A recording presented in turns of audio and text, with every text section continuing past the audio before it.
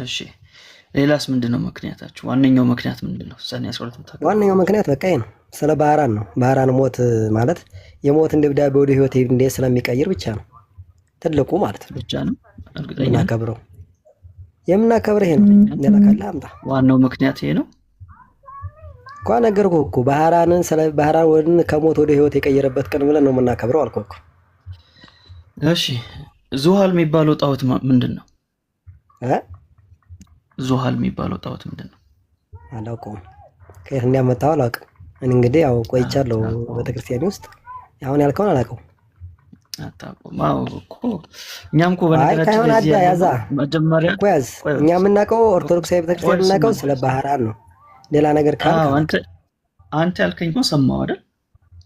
እኔ ደግሞ ልንገርህ አንዱም ኮኛ ያለ ነው መጀመሪያ ልንገርህ እንዳትለኝ ሚላ በማስረጃ ታወራለህ።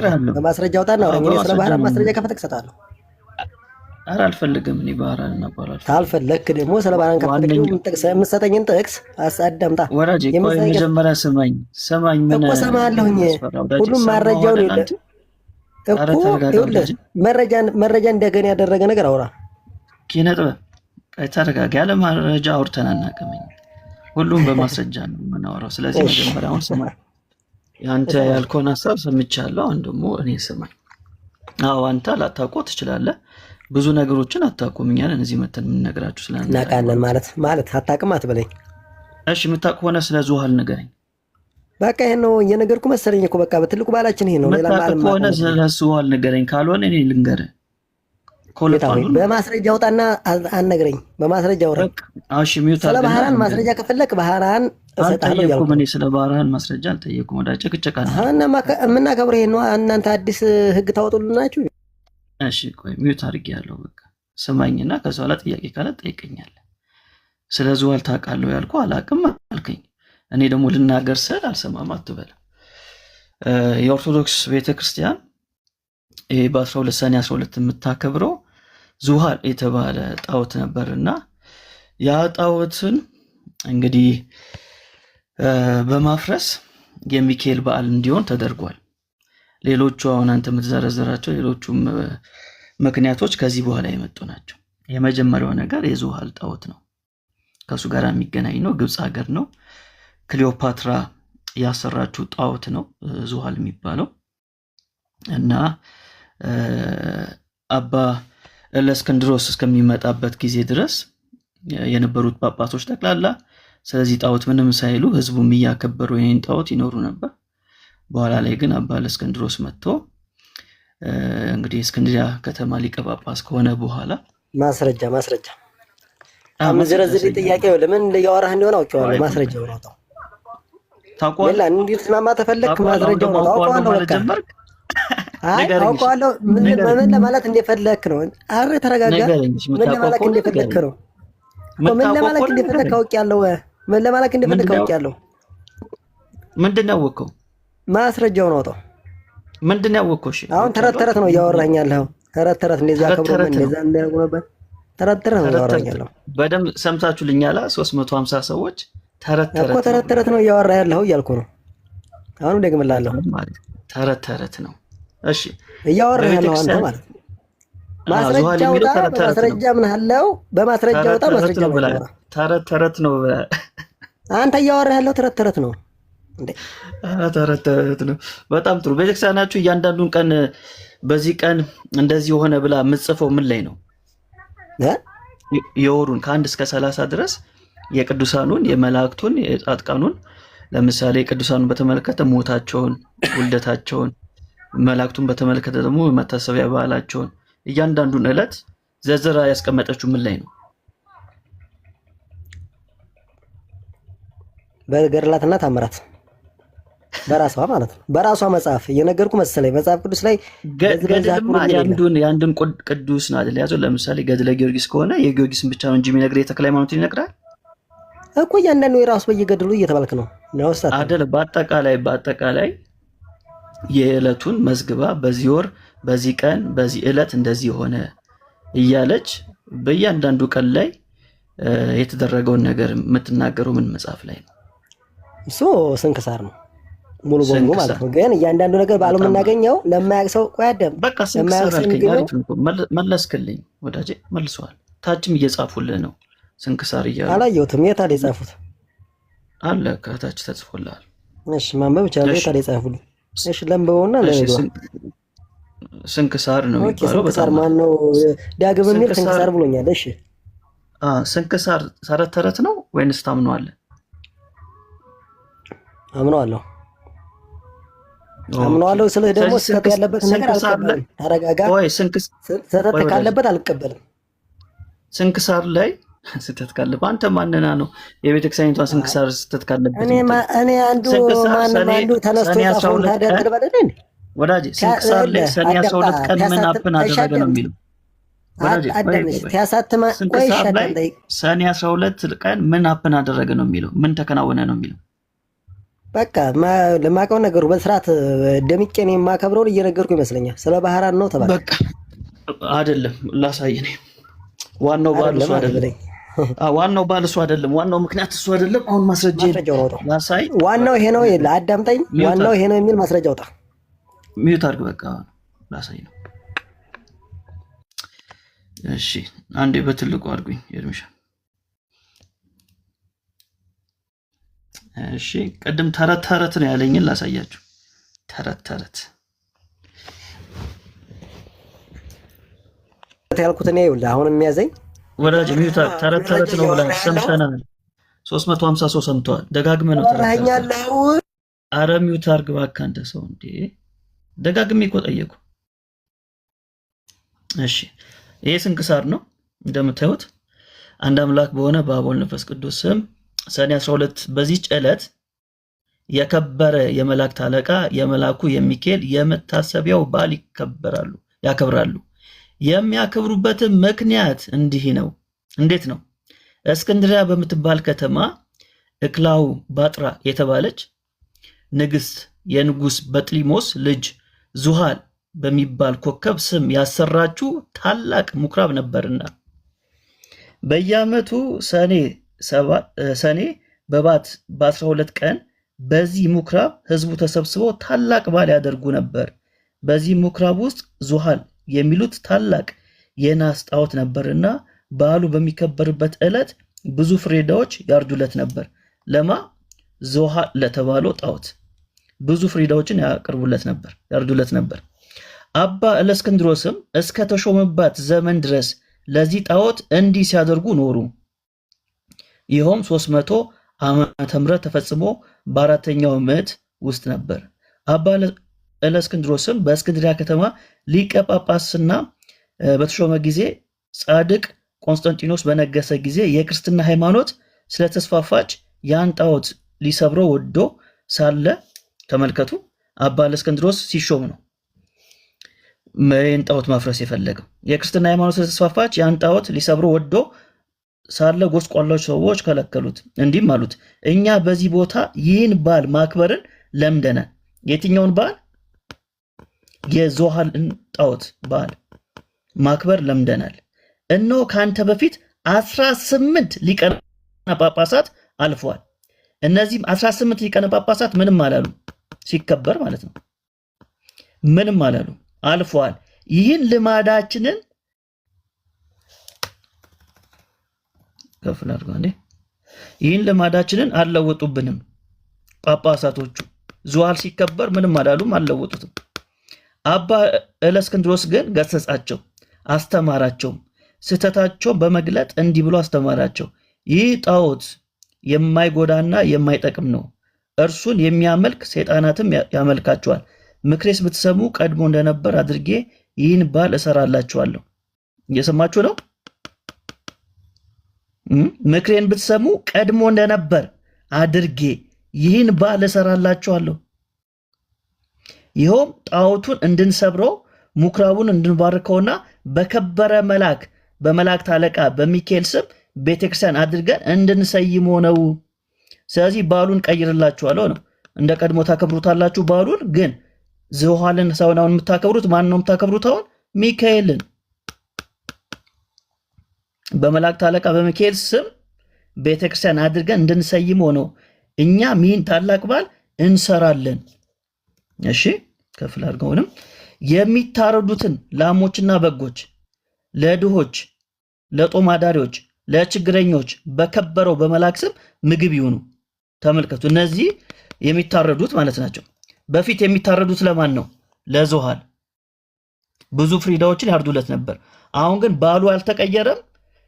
ባሉ የሚከበርለት አካል ብቻ ነው የተቀየረው። ማን ነው እሱ? ሚካኤል ሆነ። ግን የሚታረዱት ግን ለማን ሆኑ? አሁን ለሚካኤል ሆኑ ማለት ነው። ለዞሃል መሆኑ ቀርቶ እሺ በከበረው በመልአክ ስም ምግብ ይሁኑ፣ እርሱም በእግዚአብሔር ዘንድ ባለሟልነት ያለው ስለሆነ ስለኛ ይማልዳልና። ይህም ብሎ በዚህ በጎ ምክር አስወደዳቸው፣ እነርሱም ታዘዙለት። ከዚህም በኋላ ያን ምኩራብ አድሰው በዚህ የከበረ መልአክ የመላእክት አለቃ ሚካኤል ስም ቤተክርስቲያን አደረጉት። በዚህችም ዕለት አከበሯት። እርሷም የታወቀች ናት። እስላሞች እስከነገሱበት ዘመን ኑራ ከዚህ በኋላ አፈረሷት። ይህንም በዓል ተሰራ። ያያችሁ ነው። ይህ በዓል ተሰራ። የሰኔ 12ቱ በዓል ተሰራ። እስከ ዛሬም ጸንቶ ይኖራል። ይህ በዓል ተሰራ። ስለዚህ ወዳጄ ተረት ተረት ያለው የራሱን የቤተክርስቲያኑን ስንክሳር ተረት ተረት ብሎ ሐሳቤን ልጠቅልል። ወዳጄ ተረጋጋ። ስለዚህ ሰኔ 12 ላይ የሚከበረው ቤተክርስቲያኒቷ የዞሃል ጣዖት የሚባለው ዞሃል የሱ ፈርሶ በሱ ምትክ በዓሉ ሳይቀየር እርዱ ሳይቀየር ግን እርዱ የሚቀርብለት አካል ተቀየረ። በፊት ዞሃል ነበር፣ አሁን ሚካኤል ሆነ። ስለዚህ ይሄ በዓል የተሰራው በዚህ ምክንያት ነው። እስከ ዛሬም ድረስ ጸንቶ ይኖራል ብላ ቤተክርስቲያኒቷ ጽፋለች። ስለዚህ አሁን ተረት ተረት ነው ያልኩት፣ ይቅርታ በለን።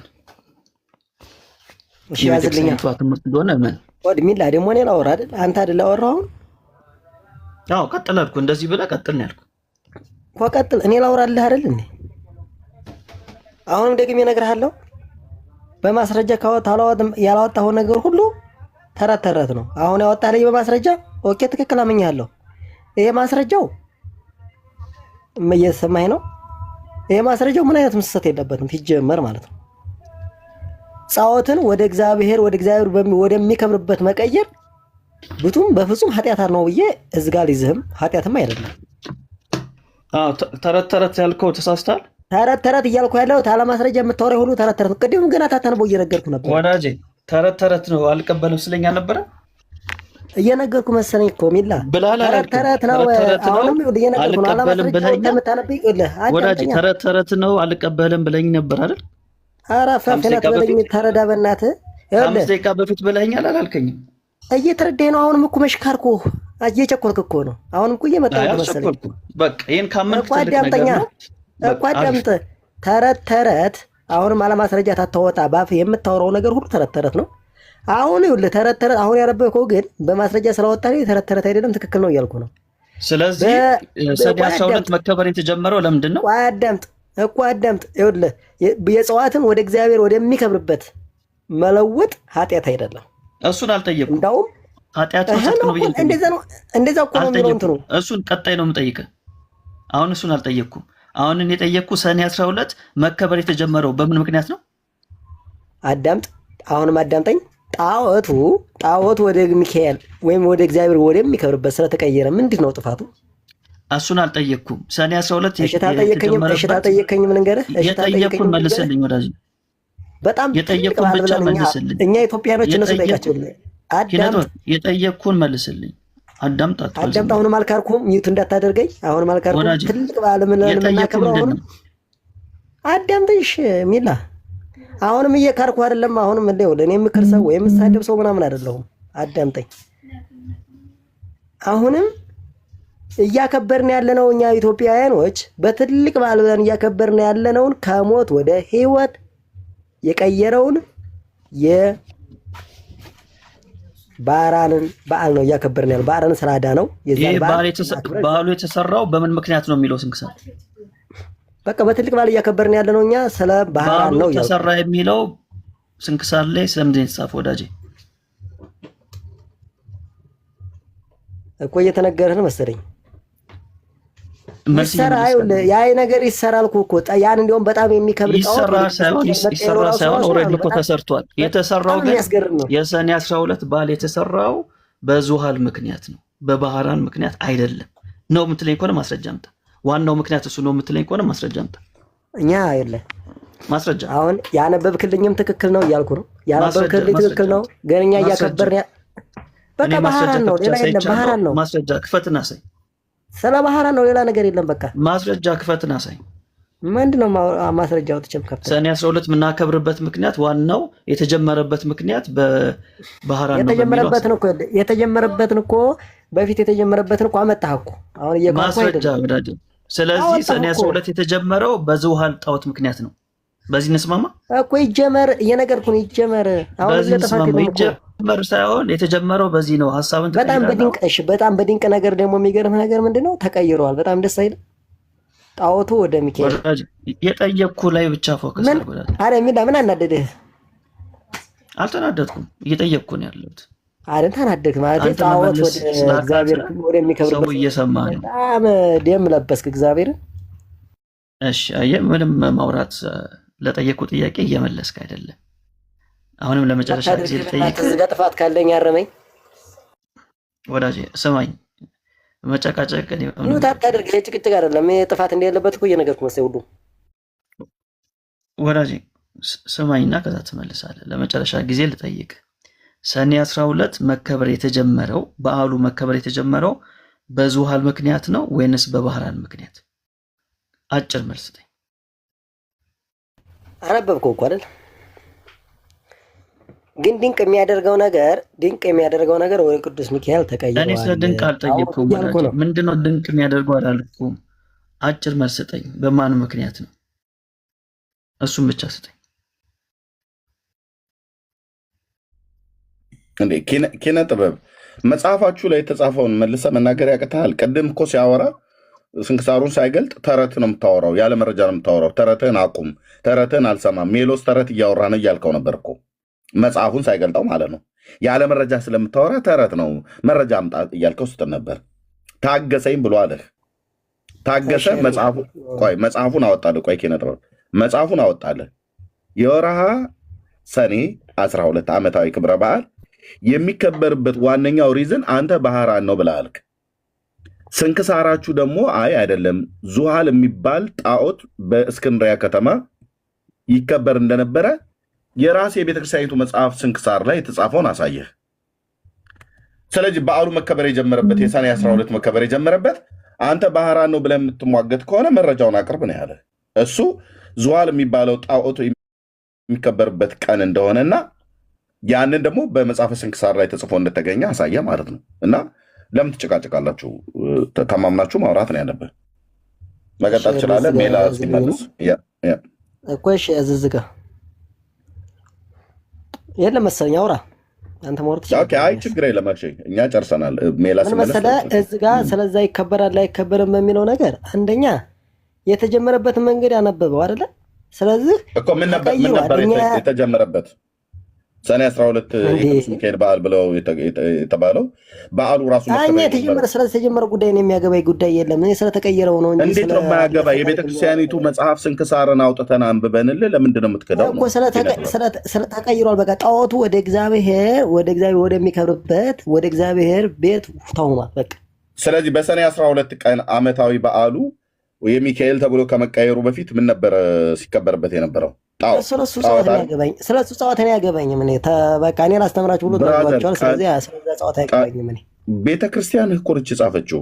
እነሱ ሰዎቹን ጠይቃቸው። እኔ ያገባኝ ራሳቸው የጻፉትን ይጠየቁ። እኔ አያገባኝም። የጻፉትን ጠይቅ እያለ ነው። አያገባኝም እያለ ነው። የሰኔ 12 ዙሃል የሚባለው አይደለም።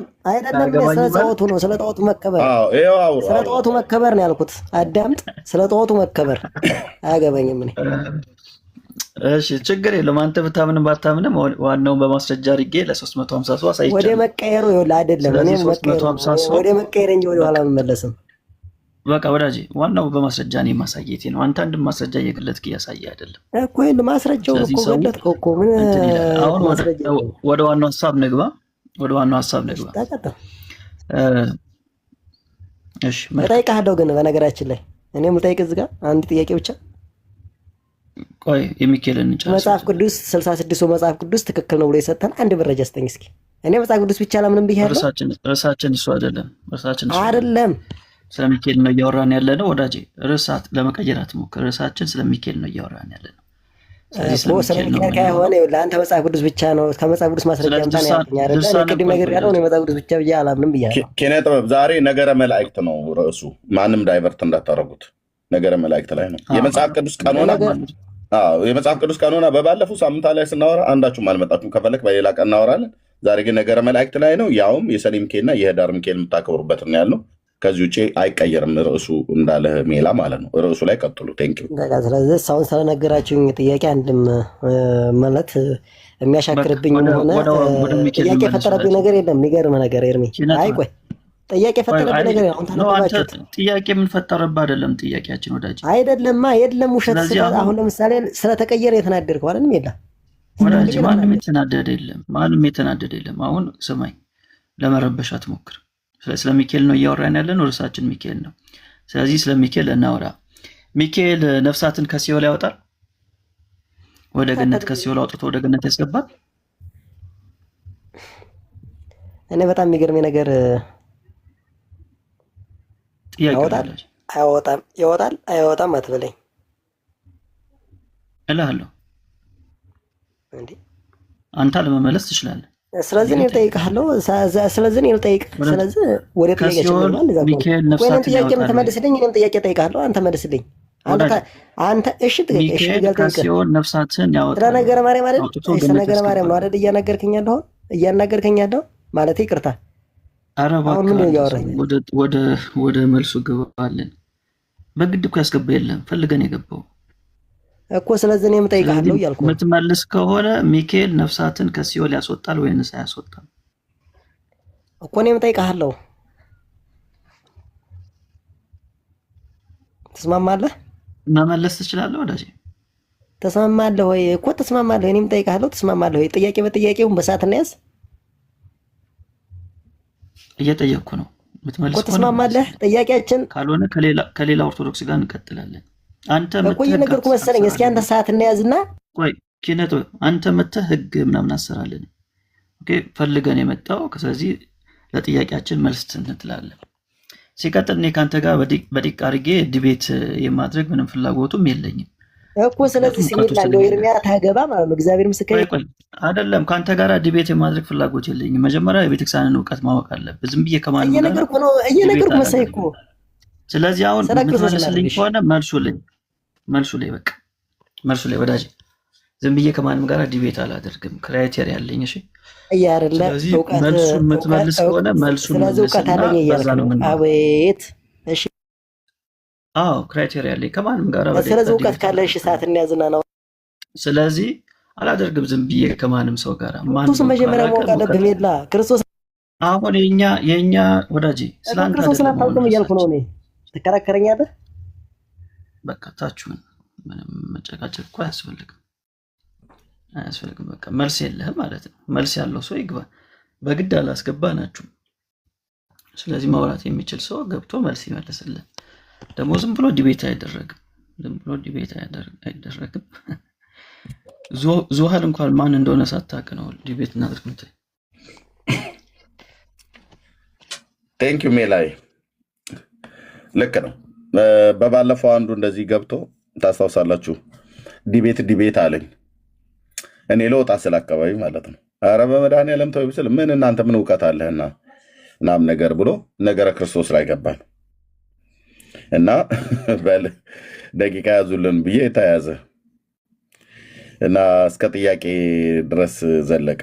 እሱ ነበር የመጀመሪያ ጠያቂ። ከዛ እኔ ልጠይቅ ማለት ነው። አሰላለፉ እንደዛ ነበር።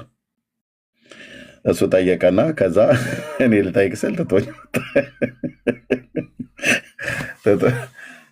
ወጣ ማለት ነው። እና ከዚህ በኋላ ዝም ብሎ ዲቤት ለማድረግ እንደዚህ ዝም ብሎ ዘራሽ አይነት ነገር አይደለም። ግን የጠየቀውን ጥያቄ ቅድም ስታወራ የነበረውን ቅድም ተረት ነው ሲል ነበረ። ተረት ነው። መጽሐፋቸው ሲወጣ ግን ተረት እንዳይደለ እኛ በመረጃ ነው የምናወራው ብሎ ሲል በጣም ፕሮቮክ እያደረግ ነበር። ኪነ ጥበብ እንዴ ተጠየቅ እኮ በቃ ባጭሩ ሚካኤል ነፍሳትን ከሲኦል ያወጣል አያወጣም? ያወጣል፣ ያባት ነው። አያወጣምም፣ ያባት ነው። ያወጣል ብለህ ካልክ መረጃ እንድታቀርብ፣ አያወጣም ብለህ ካልክም ደግሞ መረጃ እንድታቀርብ ሰዓትና ጊዜ ይሰጥሃል። ግን አንዴ መጽሐፍ ቅዱስ ቀን ሆነ፣ አንዴ ክርስቶስን አታውቅም ልሞግትህ፣ ዲቤትን አግጠም አትግጠም ምናምን። አሁን ዲቤት ራሱ እንኳን ግጠም ብዬ ብልህ ትተህ ትወጣለህ። እንደዛ እኔን ትቶኝ እንደሄደ ማለት ነው። ጥያቄና መልስ ላይ ሲደርስ እኔ ጥያቄውን ተቀብዬው ሳበቃ እሱ ግን ጥያቄ ላይ ሲደርስ ፈርጥጦ እንደወጣው ማለት ነው። እና እንደዚህ ከምታደርግ ልክ ብትማማር በጣም ጥሩ ነው ለማለት ነው። በአጭሩ የሰኔ ሚካኤል የሰኔ 12 ስንክሳራቸው የሚያወራው ጣዖት የሚመለክበት ቀን ነው። ሰኔ 12 ቀን ማለት ነው። ኦኬ። እንዲህ አይነት የበዓል አከባበር ደቡብ ጎንደር አይ ቲንክ ባልሳሳት የኢየሱስ ሞዓ የሚባለው ገዳም ያለበት እዛ ደግሞ ጠንቋይ ነበር። እዚህ ገድሉ አለኝ እያነበኩት ነበር። ኢየሱስ ሞዓ ወይ እነኚህ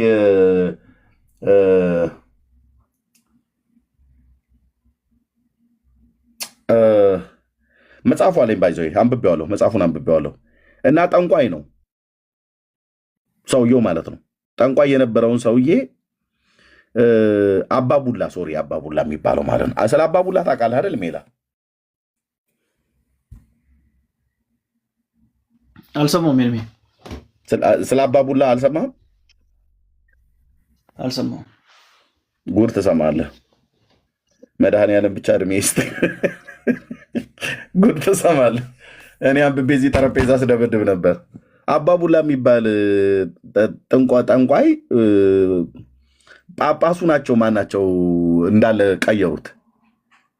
የጠንቋዩን ቤት ጻድቅ ብለው ስያሜ ሰይመው ደቡብ ጎንደር ውስጥ ነው።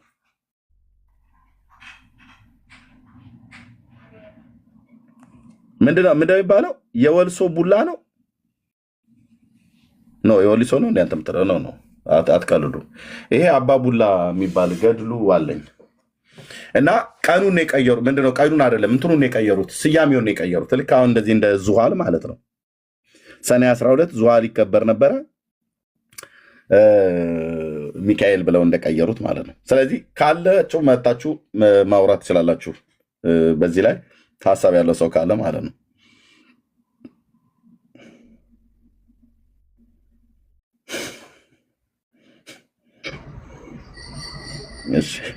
እሺ ኢዛና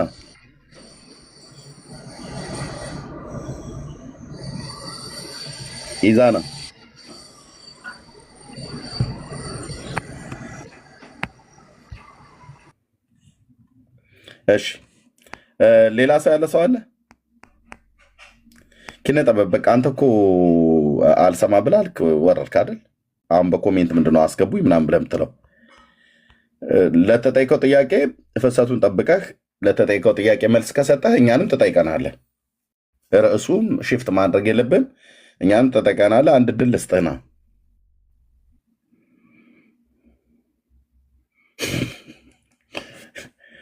ሰኔ 12 የጣዖት ማክበር ቀን ነው።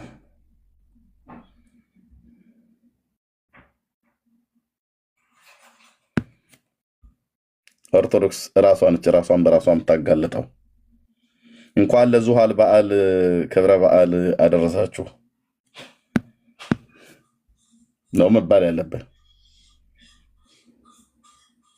ነው ታቡት ግድ ለሚሳደብ ተዋቸው። የሚሳደቡ ሰዎችን ተዋቸው።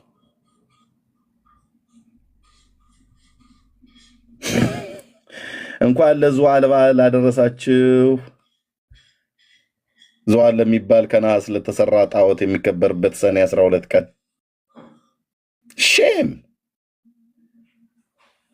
ሼም ሆኑ በእውነት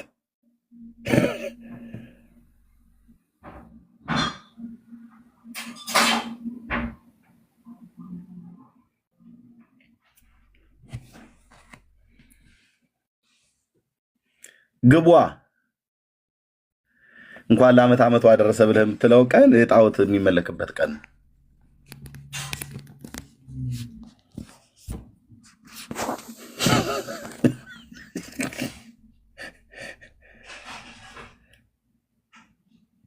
እስኪ ተንቀሳቀሱ ኦርቶዶክሳውያን ወገኖች። በእውነት ዳቦን እኮ በልታችሁ አልጨረሳችሁም። ጠላውን ጠጥታ አልጨረስክም። ኑ ግቡ፣ ኑ ግቡ።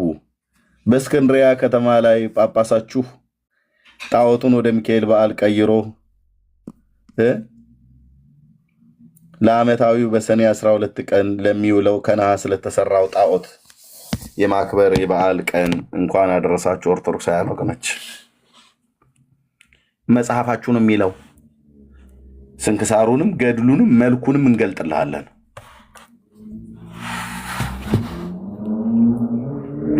መሐመድ የሚባለው የእስልምና ሃይማኖት መሪ አይ ቲንክ በዚህ በመካ እና በመዲና አካባቢ ላይ መካ አካባቢ ላይ ነው አላህ የሚባል ጣዖት ነበረና ያን ነው አሉ የቀየረው።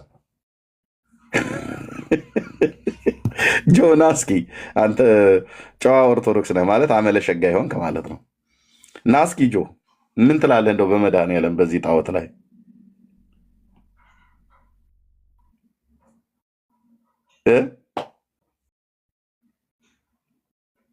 ናግባ ሀብቶም አላችሁ እኮ ኦርቶዶክሳውያን እኮ አላችሁ።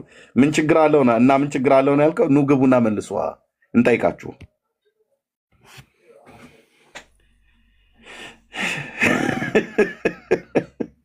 ኑ መልሱ ካለ ኑ መልሱ። ምን ችግር አለው? አይደለም ገብታችሁ መልሱ። ቤቱ ክፍት ነው። ሽልጦ ዳቦህን እየጋገርክ እየበላህ ማናናግርህም አለ ራስን ማትገባው ብራዘር። ናግባ ጆ ናግባና መልስ ስጥ። ትንሽ እስቲ መልስ ስጥ። ይገባኛል ጆ በጣም ጨዋና አመለሸጋ ሰው ነህ። እውነትንም ትፈልጋታለህ። ኦርቶዶክሳዊ ወንድም ነህ እና ሀብቶም ግባ። ለምን ደሞ ማናናግርህ? ኑ ግቡ ብለህ ለምን ደሞ ማናናግረው እንዴ? በዚህ ቤት እንደዚህ የሚባል ነገር የለ። እኔ ስርዓት የሌላቸው ሰዎችን እንጂ ማወርደው ለምንድነው ቤት ከፍቼ ኑ ግቡ ብዬ ሰውን ማላናግረው? ለምንድነው? እናናግራለን እና ከዛ ይልቅ ገብቶ ማውራት ትችላላችሁ። ደቂቃ ይሰጣችኋል። ከፈለጋችሁ ሀሳባችሁን በደንብ እንድትገልጡ ኦፕን ልናደርገው እንችላለን። ደቂቃውም ላይ ያዝ ይችላል። 2-3 ደቂቃም ላታወሩ ትችላላችሁ። ኦፕን አድርገን ግን ማውራት ትችላላችሁ። ሀብቶ እንኳን ደህና መጣ። አድርገን ሰላም ነህ? እንዴት ነህ? ደህና ነኝ እግዚአብሔር ይመስገን። መልካም ዌልካም። እኛ ኦርቶዶክሳዊ መሆንህን እናውቃለን፣ ግን እዚህ ለሚሰሙ ሰዎች ምናልባት ሌላ ሰው አስገብተው ነው ብለው እንዳይሉ ኦርቶዶክሳዊ መሆንህን ንገርና ከሜላ ጋር ቀጥሉ። ችግር የለውም። ኦርቶዶክስ ነኝ። ቴንክ ዩ ሜላ ቀጥሉ። ሰላም ሜሎስ እንዴት ነህ? እሺ ሀብቶም ሰላም ነው? ደህና ነኝ እግዚአብሔር ይመስገን። አለን ነው። የሰኔ 12ቱን ክብረ በዓል ምክንያቱን ታውቀዋለህ? ቅድም ስናነብ ነበርክ። አውቀዋለሁ፣ ግን አሁን እኔ የገባሁበት ምክንያት 12 ቀን ጣዖት የሚመለክበት ነው ብላችኋል እና ምንድነው ችግር የፈጠረባችሁ ነው? እንደዛ መሆኑ ምንድነው የፈጠረባችሁ ችግር? እኔ ምንም እንደዛ መሆኑ እንዲያው ይበልጥ ጥሩ መሆኑ ነው። እንደዛ መደረጉ እንደ ፖዚቲቭ ነው ማየው እንጂ እንደ ኔጌቲቭ ኤነርጂ የለው። ፖዚቲቭ ነው የሚታየኝ ለእኔ ማለት ነው። ከምን አንጻር መጽሐፍ ቅዱሳዊ አድርገን እስቲ ንገረን። እንደዚህ አይነት ነገሮች ክርስቲያኖች ከአሕዛብ ቆይ ወዳጅ ጥያቄው መጀመሪያ ተረዳኝ። ለዚህ ዙሃል ለሚባለው ጣዖት እርድ ይቀርብለት ነበር አይደል? ሁሉ ቀርቶ ለሚካኤል ተደረገ አይደል? እሺ ለዙሃል እርዱን የሚያቀርቡት ለምን ነበር? ያለው ጣዖት ተቀረበ አይደለ? ስለዚህ ጣዖት እኮ ለምን ነበር የሚያቀርቡት? እርዱ ማንም መስዋዕት እስከሆነ ድረስ ያው በቃ እያመለኩት ነው። በጣም አሪፍ። ያ እርድ ለዙሃል መሆኑ ቀርቶ ለሚካኤል ሲደረግስ ምንድነው የሚያሳየው ኢምፕሊኬሽን? በጣም ይገርማል። ምን ያክል ክብር እንዳለው ድል እንዳደረገ በጠላትህ ላይ ጠላት መንገስ እየተገባው ጠላቱ ድል ተደርጎ በጠላቱ ሬሳ ላይ ወይ ደግሞ ሳጥን ላይ ክብርህን ስታሳይ ለዛ የነበረውን ለምሳሌ አንተ አሁን ፍቅረኛ ያለ የምትላት የምትሰጣት ስጦታ ምንም አይገናኝ ምሳሌ ምንም የሚገናኝ ምሳሌ እንትናት እኔ ስለ ፍቅረኛ አይደለም ያወራሁት። እኔ የጠየቅኩት ስለ ጣዖት ነው። አዳምጠኝ። ምሳሌ አልፈልግም። አታናግሩም ያልኩህ እኮ ለዚህ ነው። የጠየቁ ነው አይደል? ያልጠየቁ ነው ጠይቀኝ። እኔ ስለ ዝዋል ጣዖት በኋላ ነው የምታርመኝ። በሳሳት በኋላ ታርመኛለህ። መሀል ላይ ጊዜ አትግደልብን። ጥያቄ መጀመሪያ ገብቷል። እሺ ጥያቄ እንደገባ ንገረኝና መልስልኝ። በፈለግከው መንገድ መልስ። ጥያቄ ምን ነበር? እየገባ አትግባ። በቃ አልኩህ እኮ አትግባ። ጥያቄ ምን ነበር? ጥያቄ እንድገምልኝና እንደፈለግከው አድርገህ መልስልኝ። ጥያቄ ምን ነበር? ለጣዖት የተሰዋው ለቅዱስ ሚካኤል ለምን ይሰዋል እኮ ነው እያልክ ያለሁ። ምንድነው ችግር የሚፈጥርብህ ደግሞ አልኩህ። እንዲያው በጠላት ትርጉሙ ምንድነው ነው ያልኩህ። ትርጉሙ ምንድነው ነው ያልኩህ እኮ። ትርጉሙ እየነገርኩህ እኮ ነው። ትርጉሙ ብቻ ነው እየነገርኩህ እኮ ነው። ስነግርህ መሀል ላይ የምትገባ ገባ ሐሳቡ የሚያሳምን ስለሆነ ነው መሀል የምትገባብኝ። አሳማኝ ሐሳብ ስለሆነብህ መሀል ላይ ገብተህ ሌላ ሰው እንዳይማር ሌላ ምሳሌ እንድትነግረኝ ያልፈለኩኝ ነው። እዚሁ ላይ ስታክ አድርገህ እዚሁ ላይ የፈለኩት ምሳሌ መጠቀም ይችላል። አሳማኝ ከሆነ ሪጀክት ታደርገዋለህ። ምሳሌው የማይሰራ ከሆነ በራስ ሰዓት ነው ሪጀክት የምታደርገው። በራስ ሰዓት ማለት ነው። በኔ ሰዓት አይደለም። በኔ ሰዓት አይደለም። በራስ ሰዓት ነው። ምሳሌ አልጠየቅኩም ወዳጄ። ምሳሌ አልጠየቅኩም። ምሳሌ ብጠይቅ ኖሮ ጥሩ ምሳሌ እኔ ማስረዳት እኮ ነው። ለምን ሆነ ለሚለው ማስረጃ አንተን ለማስረዳት የፈለኩት መጠቀም ይችላልኝ። ለምንድን ነው አሁን አንተ መሀል ላይ የምትገባ? እኔ ስገባ አታናግሩኝም አልኩህ እኮ። ለዚህ እኮ ነው አታናግሩም። እናንተ ሰው እንዳይናገር ታደርጉና ከወረደ በኋላ ማንም በቃ መመለስ አይችልም ብላችሁ ትፈክራላችሁ፣ ትላላችሁ። ስለዚህ እድል ስጠኝና መሀል አትግባ። ምላሽ መስጠት ትችላለህ። ይሄ ፍራቻ ነው። ሄድ በቃ እንደዛ እኔ ልውጣልህና ጥያቄን ሰምቻለሁ ካለ እንደፈለገ ጥያቄን ሰምቻለሁ ካለ እንደፈለገ አድርጎ ይመልስ። ሰው እየሰማው እኮ ነው አይደል? ሰው ህሊና ያለው አይመስላቸውም። በእነሱ የሚሄድ ነው የሚመስላቸው። ራሱ መወሰን እንደሚችል ሰው አያውቁም። በእነሱ ግፊት ብቻ እንደሚንቀሳቀስ አድርገው ስለሚያስቡ አየህ እንዲያናግሩ አይፈልጉም። ሰው ሚዛናዊ ነው። ፍራቻ አለ መሀል ላይ የምትገባ ከሆነ ፍራቻ አለ። ወደ መልሱ ሂድ በቃ።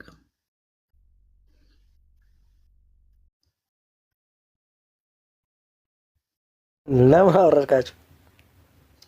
ማንም ያስወረዳቸው የለም። ራሳቸው ናቸው የወረዱት። ሁለቱንም እያየሁ ነው። ራሳቸው ወረዱ። ብራዘር አትዋሽ። መደማመጥ አይሻልም እኮ? ራሳቸው ናቸው የወረዱት። አትዋሽ። እዚህ ቁጭ ብለህ ነው የምልህ። እኔ እያየሁ ነው። አይሆን እኔ ቁጭ ብዬ ታዘቢ እኮ እያወራሁ ነው ማለት በመደማመጥ ሚዩት አድርገው ፕሊስ። አትዋሽ ነው ያልኩህ። በመጀመሪያ አታውራ አልተባልክም። አትዋሽ። እኛ አላስወረድናቸውም። አትዋሽ ነው። ኪነ ጥበብ እየሰማኝ ነው። እኛ አላስወረድናቸውም። ሁለታቸው አትናገር አልተባልክም። አትዋሽ ግን ለምን አወረዳቸዋቸው ብለህ አትበል። እራሳቸው ናቸው ማለት ሰው ለምሳሌ ሰው በተረዳው ልክ ነው አይደል የሚገልጸው መጽሐፍን ወይም ደግሞ የጻፈን ነገር ሰው በተረዳው ልክ ነው ሊገልጽ የሚችለው እና ሊግለጽልህ ካለ አንድ ሰው እሺ በምን አይነት መንገድ ተረዳሁ ብለህ ተናገር እኮ አለው። ተናገር እኮ አለው እኮ እየተናገረ እኮ ሊያናገረው እኮ አልቻለ። አሁን ለምሳሌ ተናገር አለው። ወደ መልስ ሂድ እያለ ወረደ። እኔ እኮ እዚህ ቁጭ ብዬ እያየው ነው። ተናገር አለው። ኦኬ መጀመሪያ እንደዛ ብሎ ቢለው ተናገር፣ ወደ መልስ ሂድ፣ ጥያቄን አንዴ ሪማይንድ አድርገኝ ተናገር አለው። ስለዚህ ለዘቤ እኮ ላናገርህ እኮ አለው። ለዘቤ እኮ ላናገርህ አለው እኮ። ትችላለህ እኮ አለው። ለምንድን ነው የምትጨቃጭቀው ብራዘር? እንዴ የሰማኑን አንተ መልሰህ ልታሰማኝ ነው እንዴ? ቁጭ ብዬ እኮ ነው እኮ እዚህ እየሰማሁ። እሺ ቅድም ለጠይቃ ጥያቄ መልሳለህ? ቆይልህ እየነገርኩህ መሰለኝ እኮ አሁን። ስለዚህ ያወጣም አሁን ጥያቄን አንድ ሰው ተገባ የራሱን ሲናገር አፍላፍ ለሚታይ የሚባል ከሆነ እንዴት ነው ጥያቄ? ቅድም ለጠይቃ ጥያቄ መልሳለህ? ኪነ ጥበብ ቅድም ለጠይቃ ጥያቄ መልሳለህ? ሀፍቶም ራሱን የወረደው እንደዚህ ነው የሚያደርገው። እሱና ማነያ ስፒሮስ የሚባሉ እንደዚህ ናቸው። ሲያዙ የሆነ ምክንያት ፈጥረው ይወጣሉ። ተናገር እኮ አለው። የፈለገው አይደለም። ምሳሌ እንደዛ አትበል። እኔ ያልኩ ያለሁት ይኸውልህ፣ እናውራ ምን ታች ወረድ። እሺ ገባው ሊመልስ ነው የገባው። ታዩ በቃ ታች ወረድ። አሁን ጣዖታቸው ስለተነካ ተሸማቀዋል፣ አፍረዋል፣ ተዋርደዋል። በራሳችሁ መጽሐፍ ነው የምትዋረዱት። ኦኬ ማነው ክብሮም የሚባለው ማነው ሀፍቶም የሚባለውና ስፒሮስ የሚባሉት እንደዚህ ናቸው። ሲያዙ የሚመልሱ ስለሚያጡ አታስወሩ ምናምን ነገር ብለው ይላሉ ማለት ነው። እና እንደዚህ አይነት ነገር አቁሙ። እሺ አዳም ሰላም ነው? ደጋግመህ ልከህልኛል። አዳም ኦኬ። አቤት ሰላም ነው? ከየት ቤተ እምነት ነው? ኦርቶዶክስ ነኝ። እሺ እንኳን ደህና መጣህ ወንድማችን። እንኳን ደህና ጠበቃችሁ። እሺ እየተወያየንበት ያለውን ርዕስ ሰምተዋል አይደል? አዎ። እሺ ሰኔ ሚካኤልን አከበርክ? በአጋጣሚ ብቻ ስለምኖር ስራ ነበርኩኝ። ከስራ ገባሁ፣ ግን ቲክቶክ ላይ አየሁ።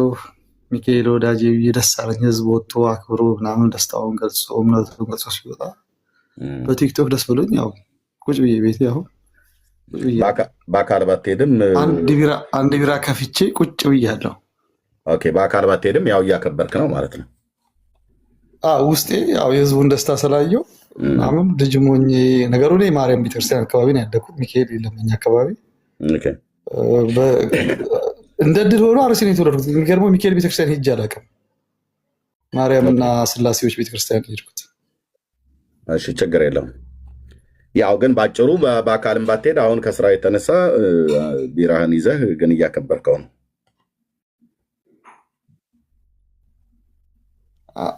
ከሱ ማክበር ጋር አይገናኝም። ግን ያው አይቻል ቲክቶክ ላይ ሰው እንዳከበረው ለማለት ነው። ግን በማክበሩ ታምናለህ አይደል? አንተም ከስራ ሁኔታ የተነሳ ነው እንጂ ያልሄድከው፣ ብትሄድ ደስ ይልህ ነበር አይደል? አዎ ብሄድ አንድ ኦርቶዶክስ እና ብሄድ ደስ ይለኛል። ሰዎች የተሰባሰቡበት ቦታ ብሄድ ደስ ይላል። ሰዎች ደስታቸውን እምነታቸውን ሲገልጹ ማየት ምናምን ደስ ይለኛል። ሌላ ሰው አይደለም። ሰኔ 12 ሚካኤል ምን የሆነበት ቀን ነው? እንግዲህ ብዙ ነው፣ ድርብርብ በዓል ነው ይኸው እንደሰማሁት አፎሚያን ያዳነበት ምናምን ብዙ ነገር አለው። በኦርቶዶክሳዊ አንድ አባት ሲያስተምሩ ያዩ የሰማሁት ምንድን ነው፣ እኛ መጽሐፍ ቅዱሳውያንን እንጂ መጽሐፍ ቅዱስ ብቻ ምንል አይደለንም። ምክንያቱም መሰረታዊ ትውፊት ነው መነሻችን። ትውፊት ማለት መጽሐፍ ቅዱስ ራሱ ያገኘነው በትውፊት ውስጥ ነው እንጂ እኛ እንደ ቁርአን ከሰማይ ወረደ የምንል ወይ ደግሞ በ19 ክፍለ ዘመን የመጣ የማርቲን ሉተር አስተምሮ መጽሐፍ ቅዱስ ብቻ ብሎ የሚለጠፍ ስላልሆን መጽሐፍ ቅዱስ መሰረት ስላለው መነሻው ምንድነው? ትውፊት። ሐዋርያቶች በቃል ያስተማሩት አለ። ያኔ የማርያም ወንጌል የገብርኤል ወንጌል የሚባል ነበረ። እና አትናቴዎስ ለይተውት ያመጡት መጽሐፍ ቅዱስ በአባቶች የተመሰረተ መጽሐፍ ቅዱስ ማለት ከቤተክርስቲያን በታች ከአባቶችን በታች ነው። ለምን? ትውፊት ነው የሚቀድመው። ትውፊት ነው መጽሐፍ ቅዱስን የወለደው ብለን ስለምናምን ብዙ ጊዜ እንደ ፕሮቴስታንት ቁንጽልና ከመሀል ጀምረን የምንዘል ስላልሆነ በዛ መንገድ ነው የማስበው። እንደ ፕሮቴስታንቱ ማትዘሉ ስለሆናችሁ እናንተ ተረጋግታችሁ ቁንጽል አይደለም፣ መሀል ላይ ቆመን ወገብ ላይ ቆመን። ፕሮቴስታንቱ ያው መጽሐፍ ቅዱስ ብቻ ስለሚል የአምላክ ቃል ብቻ ስለሚል መጽሐፍ ቅዱስ ብቻ ሳይሆን ነው መጽሐፍ ቅዱስ ብቻ አይደለም የሚለው ሲጀር መጽሐፍ ቅዱስ ብቻ የሚለው ቃል ራሱ በምናውቀው ደረጃ መጽሐፍ ቅዱስ ብቻ የሚለው የትኛውም ጉባኤ ኦርቶዶክስ ሶስቱን ጉባኤ የምትቀበሉ አለ። ሰባቱን ጉባኤ ላይ መጽሐፍ ቅዱስ ብቻ የሚል የለም። በ19 ክፍለ ዘመን የመጣ የማርቲን ሉተር ነው እንጂ ከዛ በፊት መጽሐፍ ቅዱስ ብቻ የሚል ሰባቱም ጉባኤ ሲካሄድ አልነበረም። ስለዚህ መሀል ላይ የጀመረ ሰው አስተምሮ ነው። ስለዚህ ሰኔ 12 ቀን ስለዚህ ሰኔ 12 ቀን የምታከብሩት ሚካኤል ምን የሆነበት ቀን ነው እያልኩ ያለሁት። ከቁንጽሉ ሀሳብ፣ ከጴንጤው ሀሳብ፣ ከሉተር ሀሳብ ሳይሆን የምትነግረን ከእናንተ ሙሉ ከሆነው ወጥ ከሆነው ከማትዘሉት ተረጋግታችሁ ከመጣችሁት ሰኔ 12 ቀን ሚካኤል ምን የሆነበት ቀን ነው? እኔ ኤርሚዬ ምን አለ መሰለህ የሌላ አመለካከት ልንገር። ጥሩ ነው፣ ጥያቄ ትክክል ነው። ሰው ስለሚያከብረው የአንተን አመለካከት ሳይሆን ኦርቶዶክሳዊ እንደመሆን መጠን መልሱን ቁንጽል ካልሆነው እውቀታችሁ አፍስስልን ለኛ ማለት ነው። የጴንጤው ቁንጽል ነው መጽሐፍ ቅዱስ ብቻ ማለታችን። ቁንጽል ያልኩት ኤርሚዬ ቁንጽል ነው ያልኩት። ሰባቱም ጉባኤ ኢቨን የኦርቶዶክስ የምትቀበል ሰባቱም ጉባኤ ውስጥ መጽሐፍ ቅዱስ ብቻ የሚባል ትምህርት የለም። ችግር የለም። ታሪክ ነው የተገኘው። በቃ ተረድተናል። ግን ኦፍኮርስ ተረድተናል። ሰኔ 12 ሚካኤል ምን የሆነበት ቀን ነው የምታከብሩት? ድርብርብ በዓል ነው ነገርኩህ። እኔ የሚካኤል በአካባቢ የሚካኤል ታቦት የለም። ሚካኤል ቤተክርስቲያን አልሄድኩም፣ ግን አፎሚያን ያዳናት ምናምን የሚባል ድርብርብ ታሪክ እንደሆነ ነው። ግን ድርብርቡ ግን አፎሚያን ያዳናት ሁለተኛው እሱ ድርብርቡን ንገረን መጀመሪያ እና ከዛ ሁሉን የማወቅ እኮ ግዴታ የለብኝም። እኔ እኮ ምን አገባኝ? እኔ ዋና ኦርቶዶክስ ነኝ።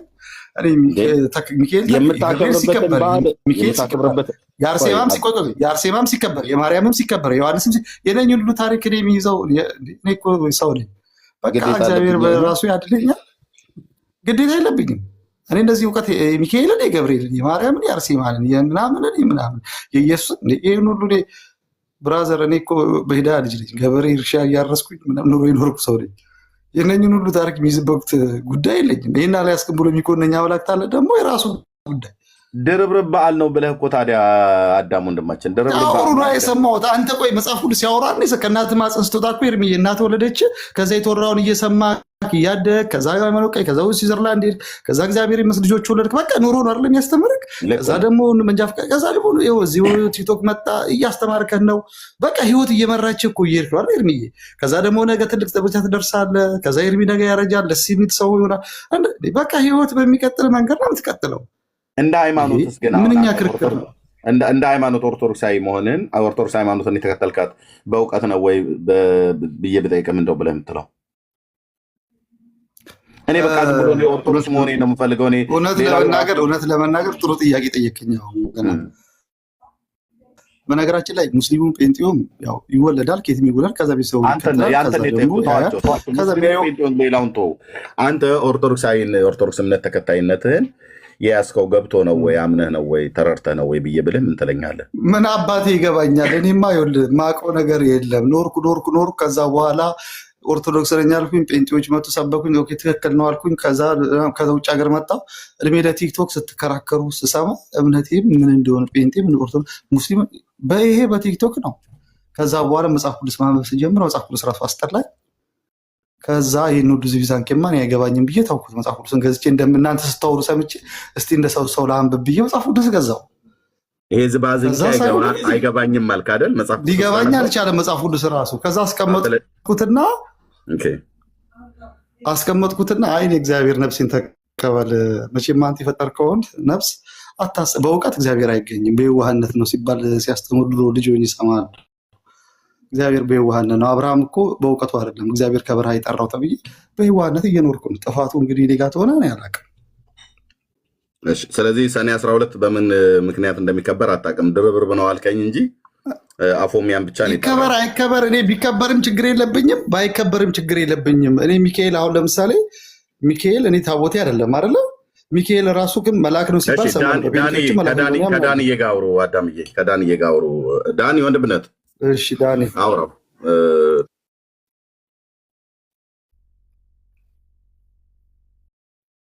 ዳኒ ስራ ላይ ነህ እንዴ? ዳኒ የቢዚ ነህ? እሺ ሜላይ አንዴ እመጣለሁ። አውራው አዳም። እሺ አዳም እንዴት ነህ? ደህና ነው። የሚሉስ አያለሁ ብዙ ጊዜ። የሚገርመው ነገር ብዙ መወድ ሰው አይደለም፣ ግን ዛሬ ከአንተ ጋር ስናወራ ደስ ይለኛል። ያው ኦርቶዶክስ አይደለ እውነቱ መናገር አለብን፣ ግን ከእውቀት አይደለም። ግን ያው ሴረኛ እንደሆንክ እንዲሁ በመንፈሴ ይነግረኛል። ይነግራል። መንፈስ ጥሩ ነው። እኔ ደግሞ ወዳለሁ። የተቀበልኩት መንፈስ የፍቅር ስለሆነ ይሁዳም እኮ ወዳለሁ ብሎ ነው የሸጠው ክርስቶስን። አታውቀውም? ይሁዳ ወዳለሁ ብሎ እኮ ነው ስሙ የሸጠው አይደል? ሰው ወዳለ እሺ ቀጥል እስኪ እናወራ። ኤኒዌይስ አፎሚያ ስትል ነበር አይደል? አፎሚያ ብለህ ነበር። ያው ሲባል አላነበብኩም፣ ሲባል ሰምቻለሁ። አፎሚያ ሲባል እንጂ ታሪኩን አታውቅም። ግን ቆይ ሚካኤል አያድንም ነው አሁን? እኔ ቆይ በአያድን ለራሱ ጉዳይ ነው ሚካኤል። ቆይ አሁን አዳን አላደነ ከሚካኤል ጋር ምን ያገናኛል? እኔ እኮ አንድ የማይገባኝ ነገር አንድ ነገር አለ። ሚሉስ ሚካኤል ኦፍኮርስ ለምን መሰለህ? ሚካኤል መልአክ ነው አይደለ? መልአክ ነው። የታዘዘውን ያደርጋል። በእግዚአብሔር መንፈስ ቅዱስ እኛ ሚካኤል ያድናችኋል፣ ሚካኤል ህይወታችሁ ነው፣ ሚካኤል ማርያም ህይወታችሁ ናት፣ ዮሐንስ መጥምቀ ዮሐንስ ትሄዳችሁ ምናምን ታልሳማችሁ ዮሐንስ መንግስተ ሰማያት ያስቀራችኋል የሚባል ትምህርት በኦርቶዶክስ አልሰማሁም። ስጋዬን ደሜን የበላ የዘላለም ህይወት አለው፣ በልጁ ያመነ የዘላለም ህይወት አለው ተብለን የተማርነው። አንተ አልሰማህም ማለት የለም ማለት አይደለም። ለምሳሌ አልሰማህም አይደለም። እኔ ቤተክርስቲያን ብዙ ጸበል ሁሉ ሄጃለሁ። እኔ የተማርኩት ለምሳሌ ድርሳነ ሚካኤልን አንብበው ታውቃለህ ወዳጄ? ድርሳነ ሚካኤልን አንብበው ታውቃለህ? ምን አገባኝ ስለ ድርሳነ ሚካኤል ምን አገባኝ? አሁን ሰኔ 12 ወዳጄ፣ ሰኔ 12 የሚካኤል ዓመታዊ ክብረ በዓል ነው የሚለውን ከየት ነው ያገኘው? ከድርሳነ ሚካኤል። እግዚአብሔር ክርስቶስ ያከበሩኝን አከብራለሁ እንዳለ ለምን ታከብራለህ አላልኩም። አዳም ጥያቄው መጀመሪያ ተረዳ። ለምን ታከብራለህ አላልኩም። ከየት ነው ያገኘው ይህንን ሀሳብ ነው ያልኩህ። እሺ በጣም ጥሩ። ይኸውልህ ቅድም እነሻና ሚሉስዬ ሚሉት እንደሚመጀመር መነሻ ብያለሁ። እኛ መጽሐፍ ቅዱሳውያን ነን እንጂ መጽሐፍ ቅዱስ ብቻ አይደለም፣ መጽሐፍ ቅዱስ ብቻ ብለን ምናምን አይደለም። ያ ማለት መጽሐፍ ቅዱስ ራሱ ከትውፊት በታች ነው ብለን ከቤተክርስቲያን በታች ነው ብለን ታመንን። አሁን አንተ የምትናገረኝ መጽሐፍ ቅዱስ ላይ ቆመክ ከየት ነው ያገኘው ከመጽሐፍ ቅዱስ ውጭ የለም ብለህ እየነገርን ቆይ አዳምጠኛ አስጨርሰኝ ብለህ ልሞግተኝ ነው የመጣው። እኔ ደግሞ እየነገርኩ ያለው እኔ እንደዛ አላልኩም። የእኔ ጥያቄን ተረዳኝ ወዳጄ። እኔ ጠየቅኩ። ለምሳሌ ሰኔ 12 ነው ብላችሁ ታከብራላችሁ አይደል? ህዳር 12 ነው ብላችሁ ታከብራላችሁ አይደል? ይህ የምታከብሩት ሰኔ 12 ሚካኤል ነው የሚል መጽሐፍ ቅዱስ ላይ የለም አይደል? አዎ ይኸውልህ ሜሎስ ይህን አስጨርሰኝና ልንጠይቅህ ከዛ ጥያቄ እንዲገባኝ ማለት ነው። ፖይንቴን አገኘሁ። አሁንም ይኸውልህ ፖይንቴን ሜሎስዬ የኔ ወንድም እኔ ፖይንቴን እንድታገኝልኝ እና በደንብ መልሼ በግልጽ እንዳወራክ የኔን ፖይንት አገኝ። አንተ ራስህ አሁን ይኸውልህ ዞረ ቅድም የነገርኩህ ዞረ መጽሐፍ ቅዱስ ልትወሸቅ ፈለግ እኔ በነግርህ እኮ አዳምጠኛ አንድ ሰከንድ አዳም ልጨርስ ሀሳቤ። ጥያቄው እኮ የኔ ነው። የኔ ጥያቄ ሳይገባ ትክክለኛ መልስን አሰጠኝም አይደል? ስለዚህ ይሄ ሰኔ 12 ህዳር 12 የሚለው መጽሐፍ ቅዱስ ላይ የለም። ጥያቄ ለምን የለም አይደለም። የኔ ጥያቄ ሰኔ 12 ብላችሁ ስታከብሩ ይህን ታሪክ ያገኛችሁት ከድርሳነ ሚካኤል ነው። ምክንያቱም እናንተ መጽሐፍ ቅዱስ ብቻ ብላችሁ አታምኑ፣ ሌሎች መጽሐፍቶችን ትቀበላላችሁ፣ የሃይማኖታችሁ ልምምድ ታደርጋላችሁ አይደል? አዎ እኛ ብቻ ሳንሆን ሌላ መጽሐፍ አይደለም ትውፊት ነው። ሌላ መጽሐፍ በሚለው አትወሸቅ። እኛ የምናደርገው ትውፊት ነው። ትውፊት ማለት መጽሐፍ ቅዱስም በትውፊት ያገኘ ነው ብለን ስለምናምን፣ እናንተ ምናልባት መጽሐፍ ቅዱስን ከሰማይ ወረደ ብላችሁ ልታምኑ ትችላላችሁ። እኛ ግን በትውፊት ነው እኮ። ከዛ ውስጥ አንዱ መጽሐፍ ነው አይደል? ከትውፊት ውስጥ አንዱ ደግሞ ድርሳነ ሚካኤል የሚባል መጽሐፍ አላችሁ። ድርሳነ ሚካኤል በትውፊት ውስጥ ይለፍ ድርሳነ ሚካኤል በትውፊት ውስጥ ይለፍ አይለፍ አላቅም። ግን እኛ ትውፊት የምንለው መጀመሪያ ትውፊት የሚባለው መለየት ያስፈልጋል። በምንድን ያለፈው ድርሳነ ሚካኤል? በጣም ጥሩ ነው። ድርሳነ ሚካኤል ወይ ደግሞ ታምራት ብለን ስናስብ ድርሳነ ሚካኤል እሱ የእናንተ ነው። እሱን አይደለም አሁን የእኔን ሀሳብ ዋናው ነው። ታች ወርዶ እንደ መንደርተኛ ሴት ታች ወርዶ መልከስከስ አልፈልግም። እንደዛ አይደለም አሁን እኔ መናገር የምፈልገው አስፋሩ ነው። ድርሳነ ሚካኤልን ማን ጻፈውን ያልኩ ቤተክርስቲያኒቷ ማን ጻፈው? እታች ወርደ መንከባለል ስለምትፈልግ ነው ሜሎስ። አንተ እኮ ሜሎስ ታውቃለህ እኮ በደንብ ታውቃለህ። ግን እታች ወርደ መንደባለል ትፈልጋለህ። ችግሩ እሱ ነው። እኔ ልንገርህ አትንገረኝ። ምን ያደርግልኛል? አትንገረኝ። ምን ያደርግልኛል? ቆይ ተረጋጋ፣ እነግርሃለሁ። በደንብ አድርጌ ነው የምነግርህ። ድርሳነ ሚካኤል ቤተክርስቲያኒቷ ሐዋርያው ወዳጄ ተረጋጋ። አይ ነው እንደጠጣ አውቃለሁ፣ ራስህ ተናግረሃል። ግን ተረጋጋ፣ ትንሽ ተረጋግተህ ለማውራት ሞክር። እኔ መጀመሪያ አዳምጠኝና ልረጋጋና እናውራ። ማን እንደጻፈው ልንገርህ። ቆይ መጀመሪያ ማን እንደጻፈው ልንገርህ። ከዛ ተራ ነው ልክስክስን ያልከውን ቤተክርስቲያንን ማን እንደሆነ እንዳልክ ልንገርህ። ኦርቶዶክስ ቤተክርስቲያን ይህን መጽሐፍ የጻፈው ሐዋርያው ዮሐንስ ነው ብላ ነው የምታምነው። ሐዋርያው ዮሐንስ ጻፈው፣ በኋላ መጽሐፉ ጠፍቶ ነበር፣ የእስክንድርያው ጳጳስ ድጋሚ ጻፈው ብላ ነው የምታምነው። ስለዚህ ቤተክርስቲያኒቷ ሐዋርያው ዮሐንስ ነው የጻፈው ብላ የምታምነውን ድርሳነ ሚካኤል ማን ጻፈው ስለ አንተ ወደ ስድብ መጣ ማለት ነው። ስለዚህ ሐዋርያው ዮሐንስ እንግዲህ እኛ የምናውቀው ሐዋርያው ዮሐንስ ወንጌልን የጻፈልን ነው፣ መልእክታትን የጻፈልን ነው። ኦርቶዶክስ ደግሞ ከዚህም ውጭ ድርሳነ ሚካኤልን ጽፎልኛል ብላ ታምናለች። ስለዚህ ይህን ሀሳብ ትቀበላለህ?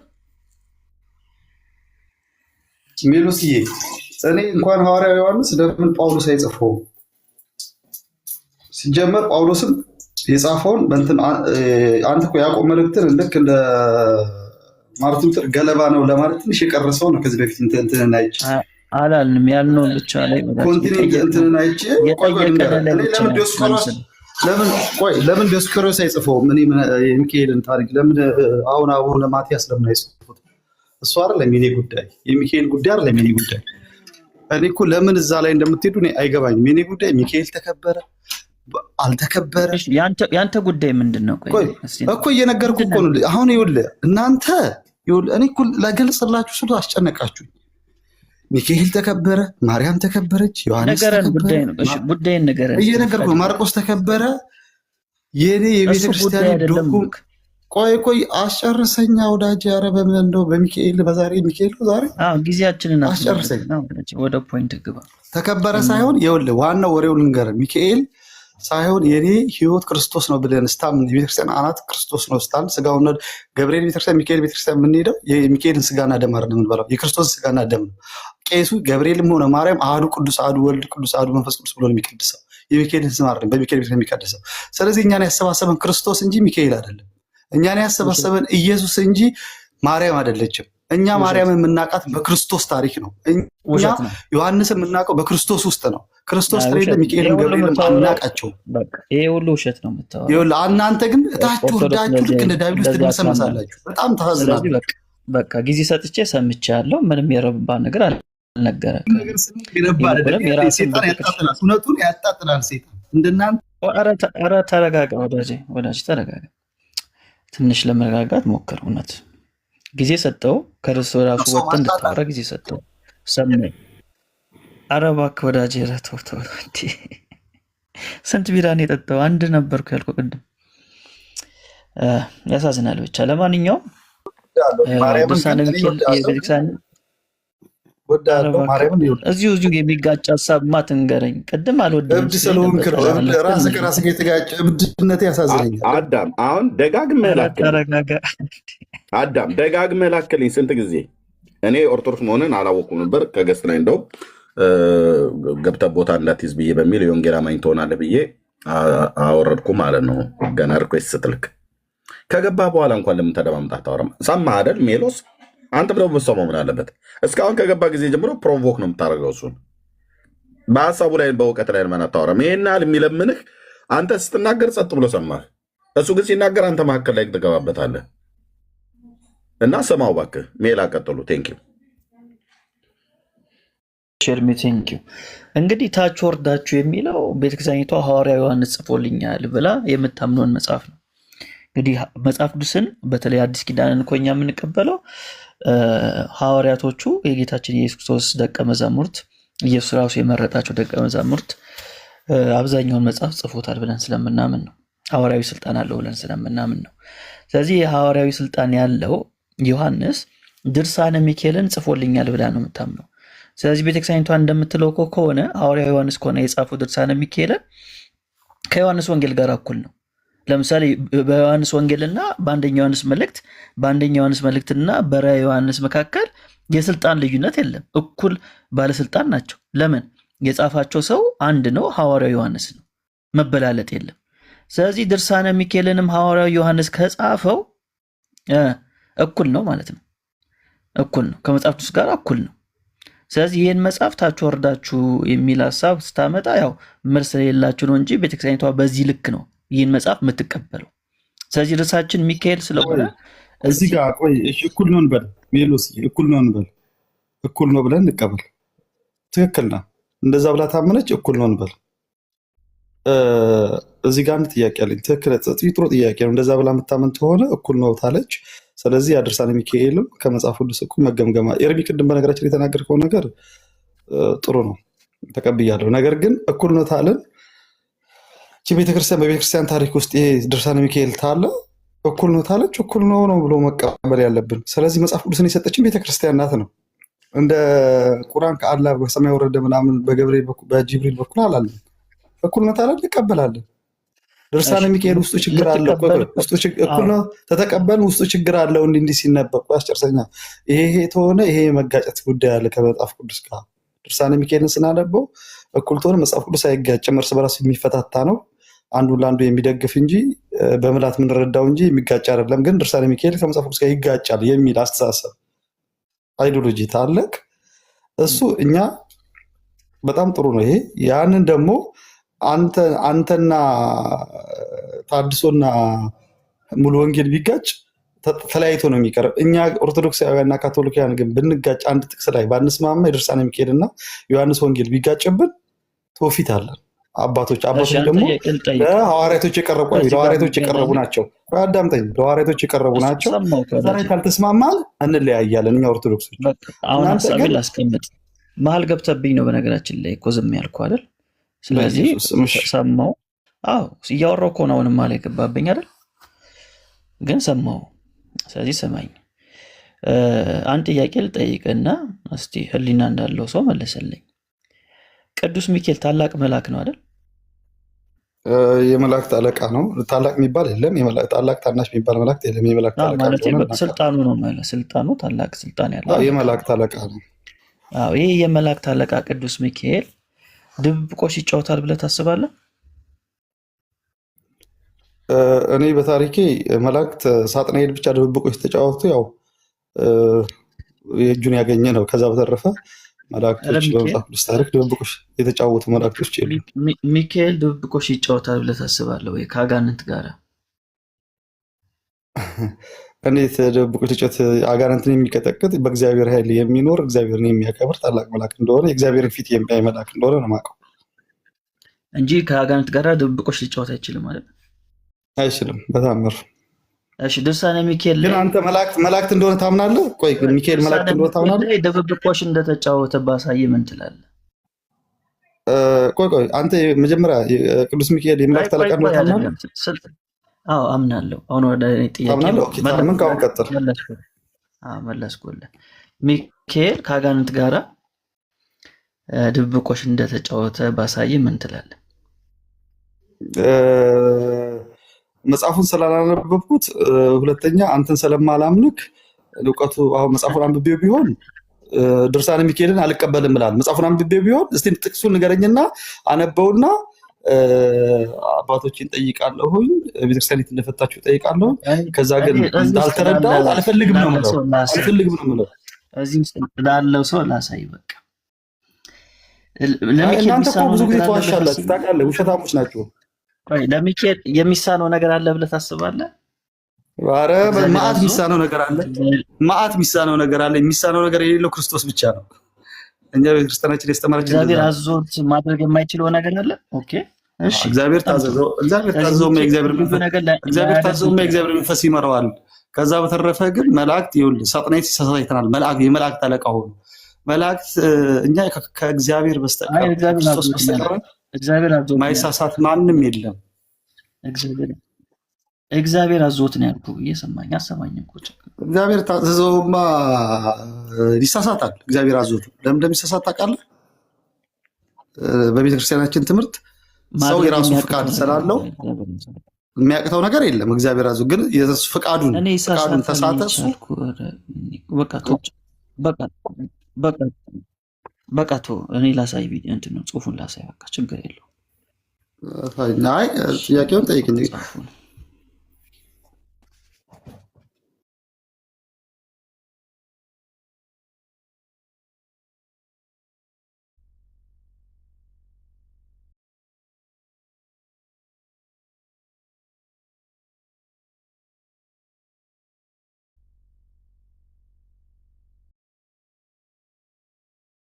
ድምጻችሁ አይሰማኝም። ኔትወርክ ነው አለን። ቆይ ሁሉም ሚዩት አድርጎ በጨዋነት እየጠበቀ ስለሆነ ነው። ሜላ እያወጣው ነው አለን።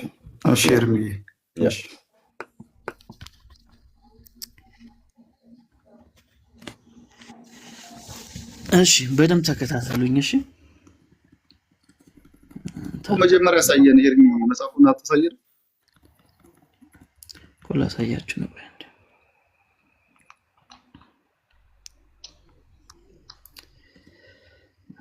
እሺ እሺ ድርሳነ ሚካኤል ዘጥቅምት ገጽ 319 ላይ እንደዚህ ይላል።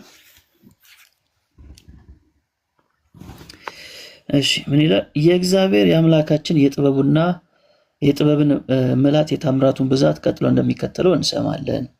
እግዚአብሔር በፍጹም ልቦናው የሚወድ ትእዛዙንም የሚፈጽም አንድ ሰው ነገረኝ፣ እንዲህም አለኝ አለ። የክርስትና እምነት ያለው ሰው የመላእክትን፣ የነቢያትን ወይም የሐዋርያትን፣ የጻድቃንን፣ የሰማዕታትን ቢሆን መታሰቢያቸውን ቢያደርግ በእውነት እግዚአብሔር ይምረዋልን ብሎ ጠየቀ።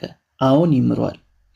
መልአኩም መልሶ አንተ ሰው ለመላእክት ምን ያህል ስልጣን እንድትሰጣቸው ላስረዳ አለኝ። እሺ ሊያስረዳው ነው።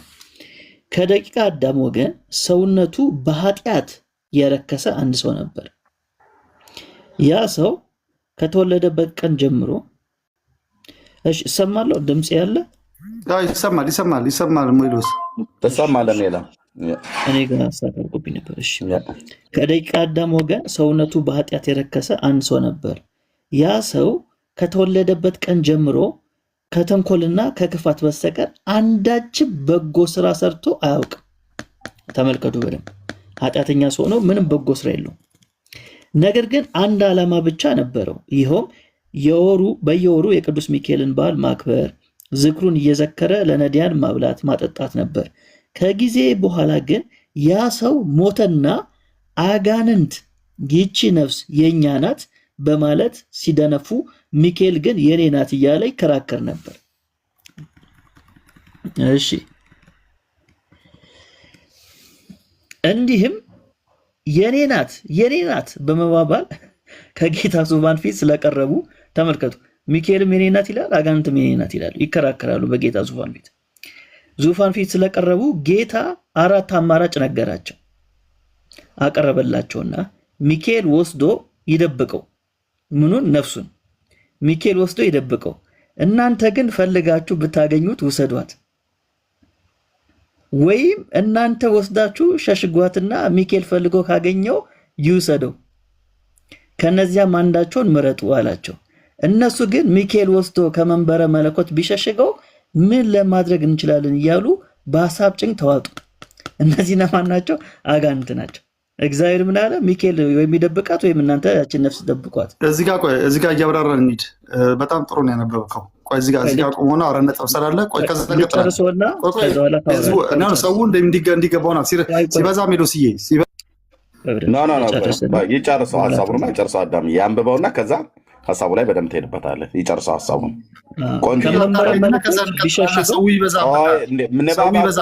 እንደዚህ አይደረግም። እንደዚህ ፕሊስ አትረብሽ። ይህን እየፈታ እንሄዳለን። ቀጥሎ እንሄዳለን። ንባቡ ይለቅ። በመጀመሪያ ኤርሚ ይበዛብኛል። ይህን ሁሉ እንዴት ነው የሚይዘው? ግድ የለም ተፈቷል። ቁጥር በቁጥር ተፈቷል። እንዴ ግድ የለም ትለኛለህ። እስካሁን አንብቧል አይደለ? ከዚህ በኋላ ደግሞ ይቀጥላል። እኔ ካወራሁ በኋላ ይቀጥላል። ይሄ በጣም ያወራውን እኮ ነው የምፈታው እኮ ትፈታዋለህ። ግን እውነት እንዳይወጣ እንዲህ ናቸው። እስካሁን ሚዩት አድርገው ፕሊዝ ወገኔ። በጌታ ያብራራል። ትክክል ነው። ካልሆነ ላስወርድ ነው። እኛ አስወርደን ስለምታጭበረብሩ ነው የምታስወጣኝ። ይህን ልፍታውና ሜላ ቀጥል። አንተ ስለኖርክ ህዝቡ የሚቀመጥ እንዳይመስልህ፣ አንተ ስለወጣ ህዝቡ መሄድ እንዳይመስልህ እታች ሆነ ትሰማለህ ማለት ነው። ሜላ አንብብና ጨርስ። ቆንጆ ልብ አንጠልጣይ ተረት ስለሆነ ማለት ነው። ቀጥል። እሺ ድብብቆሽ።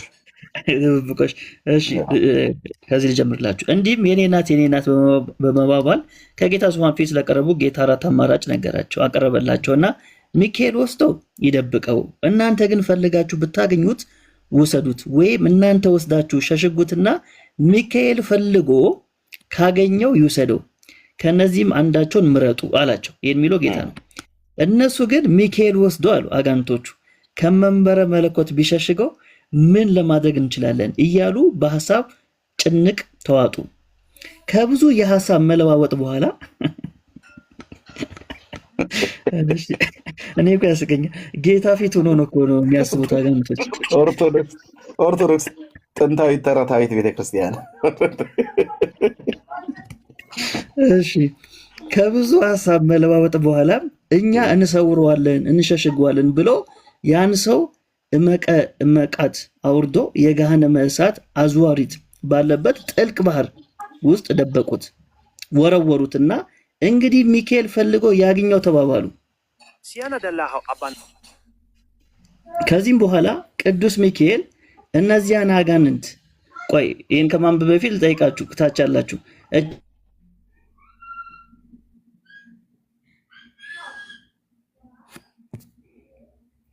ሜላ ተቋርጠሃል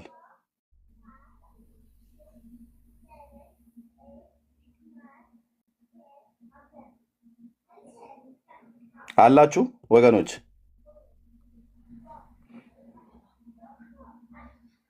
ገስት ላይ ያላችሁ ነው ይሰማለሁ? እሺ አለው።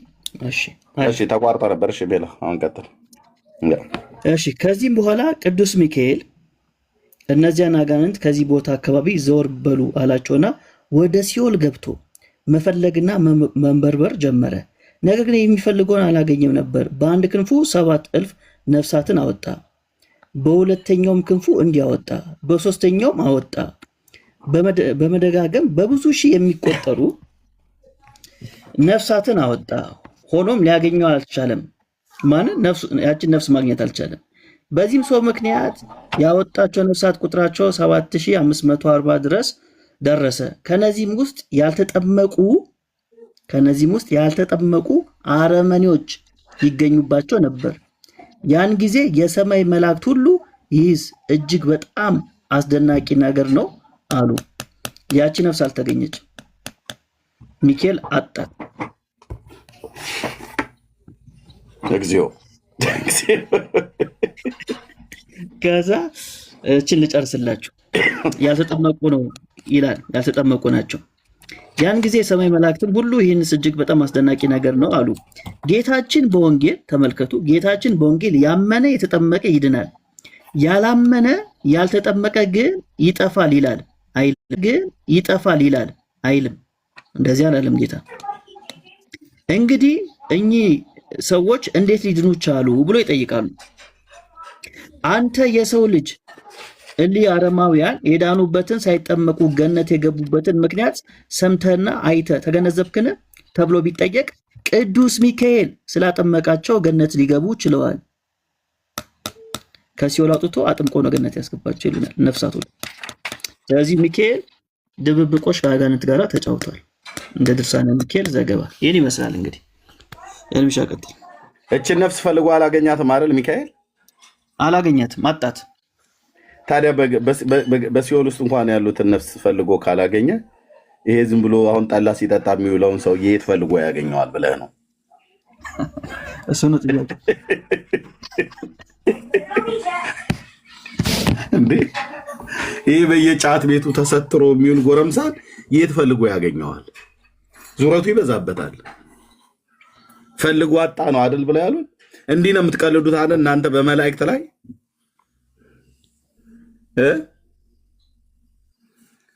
ኦርቶዶክስ ጥንታዊት ተረታዊት ቤተክርስቲያን እንደዚህ አይነት ተረት ማለት ነው። መላእክት ድብብቆች ተጫወቱ በጌታ ፊት ቀርበው ማለት ነው። የኔ ነች አይደለችም፣ የኔ ነች። ለዚህ ነው ቁንጽል እውቀት ይዛችሁ ስትሉ የነበረ የእናንተን ሙሉ ነው። እንደዚህ አንቦርቅቀን ስናየው ኑ እስኪ መልሱልን።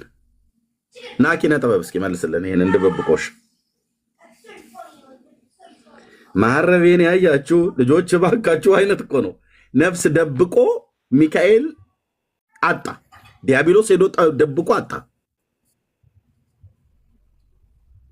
በእርግጥ እኮ የገድለ ክርስቶስ አምራይም ላይ እኮ እንደዚህ ብለው ነግረውናል። እሺ ምን ትላለህ ኪነ ጥበብ?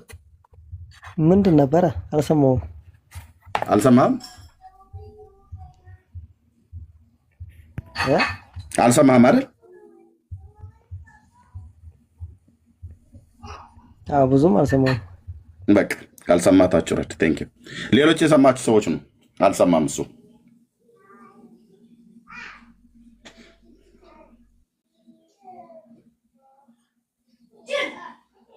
እሺ ሌሎች የሰማችሁ ካላችሁ ድብብቆሹን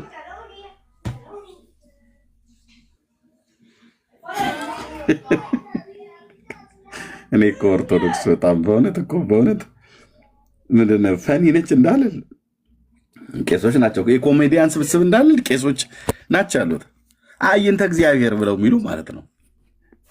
ግን የሚጽፉትን የለኝ ወንድ ማለት የሚጽፉትን የለን።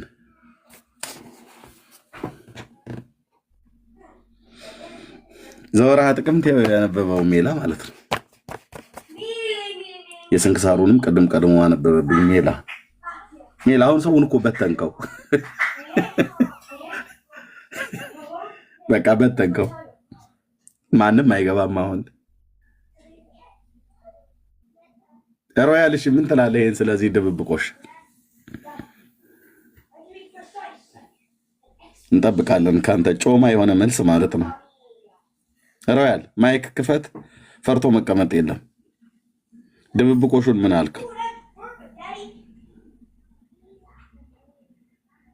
ምን አልከኝ ኤርሚያስ? ድብብቆሹ ላይ ምን አልክ? እንኳን ደህና መጣ። ምንም ነገር አለ። እኔ ኳስ እያየሁ ነው። ባይዘው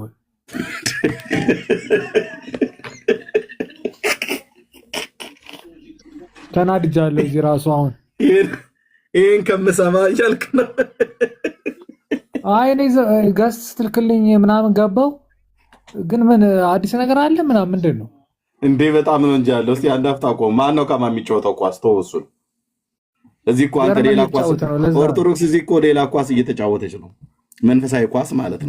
ጀርመን ዛሬ ጨዋታ አለው።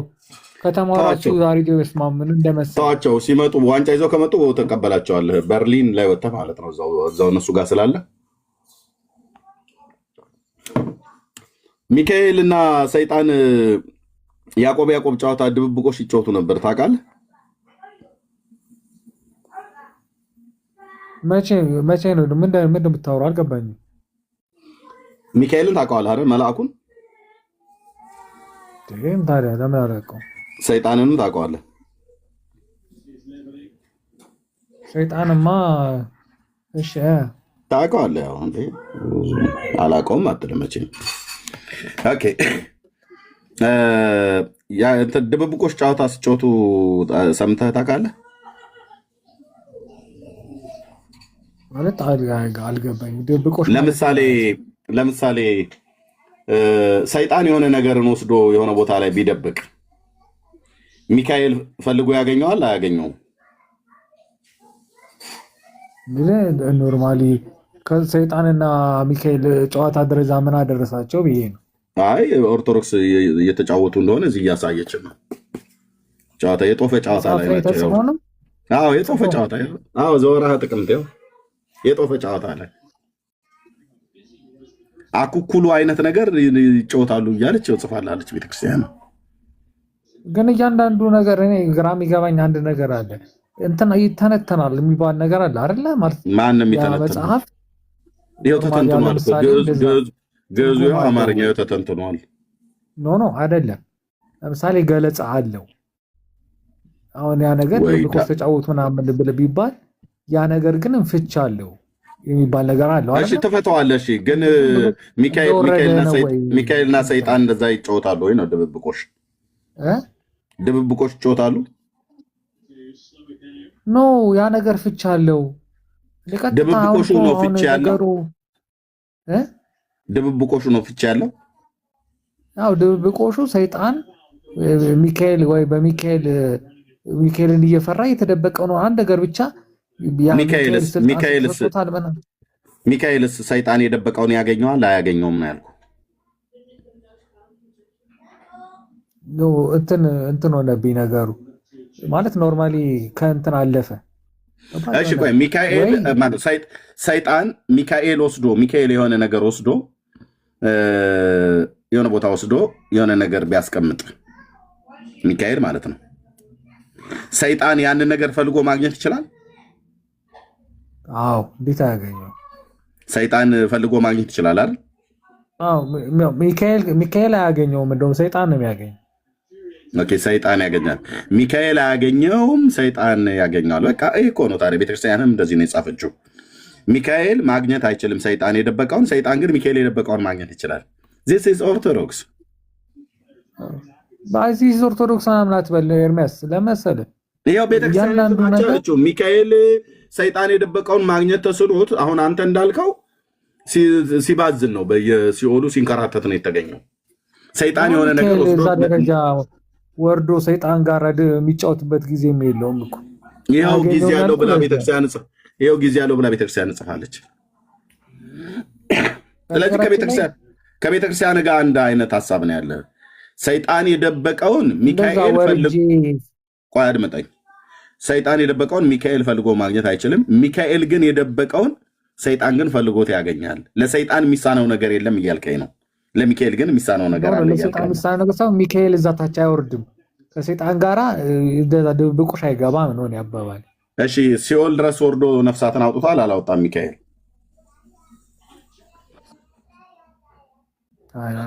አላቅም እኔ አንብቤ አላቅም። እንደዚህ አይነት ነገሮች አንብቤ አታውቅም አይደል? እና አንብብልህ በፈጣሪ ፍቃድ ሊያወጣ ይችላል እኮ። እና አንብብልህ።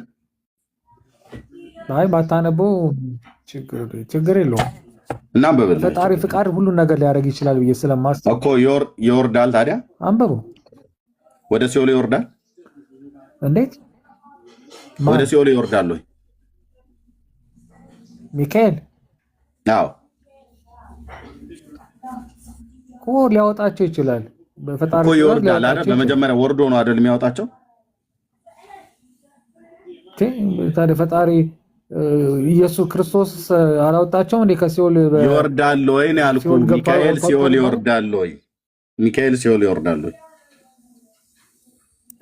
ያወጣቸዋል ካልክ እኮ ወረደ ማለት እኮ ሲኦል ገባ አይደለም። ኦኬ፣ ስለዚህ እዛ ታች ድረስ አይወርድም አትበለኛ። ታዲያ ቀደም እኮ እዛ ታች ድረስ አይወርድም፣ እንደዚህ አይነት ቃቃ ጫወታ አይጫወትም አትበል። ቤተክርስቲያንህ ነው ሰይጣን ጋር እንደዚህ ምናምን የሚለው ጽሁፉ አንድ እንትን ይኖረዋል። የቤተክርስቲያን መጽሐፍ 3 መጽሐፍ ሚካኤል ሲኦል ወረደ ትላለች። ነፍስ ዘግኖ ለማውጣት ሚካኤል ሲኦል ወረደ ትላለች። ነፍሳትን ዘግኖ ለማውጣት ሚካኤል ሲኦል ወረደ፣ ነፍሳትን ዘግኖ ለማምጣት ሲፈልግ ግን ሰይጣን ወስዶ ስለደበቀበት ሚካኤል ፈልጎ ማግኘት ተሳነው እኮ። በነገራችን ላይ ሲኦል ወረደ የምትለው እኮ ነፍሳትን ለመርዳት ነው አይደለ እኮ። እችኛዋን ነፍስ ግን ፈልጎ ማግኘት አቃተው። እነዚህ ጋር ዘገነ፣ ጨለፈ፣ አወጣ፣ በክንፉ አንጠልጥሏቸው ተሸክሟቸው አወጣ ብላችሁ የጻፋችሁ ዘንድ አንድ ጥያቄ ልጠይቅህ እፈልጋለሁ። ለምን ትጠይቀኛለህ? እኔ እየጠየቁ ሚካኤል እችን ነፍስ ፈልጎ አጣት ይላል። እሺ ዘገነ፣ ተደበቀችበት ምናምን አቅማቱ እሱ ምናምን እንበለውሽ እንበለው አይደለም። ቤተክርስቲያን ተደበቀ ብላ ትላለች። አንተም እኮ አልከው። ለምን እንበለው አይደለም? እሺ ጻፈች ይባልሽ አለች ቤተክርስቲያን። አንተም እኮ አልከው ታዲያ። ስለዚህ ሚካኤል አቅመ ቢስ ነው እያልከን ነው አይደል? አይደለም። ሚካኤል እዛ ታች ድረስ ወርዶ ከሰይጣን ጋር ድብብቆሽ አይጫወትም ነው ያለው። ይኸው ወርዶ ተጫወተ ትላለች ቤተክርስቲያን። ሲኦል ወርዶ በቃ ፍቺ ነው። አንድ ነገር ልንገርህ፣ ልጠይቅህ። እኔ ደግሞ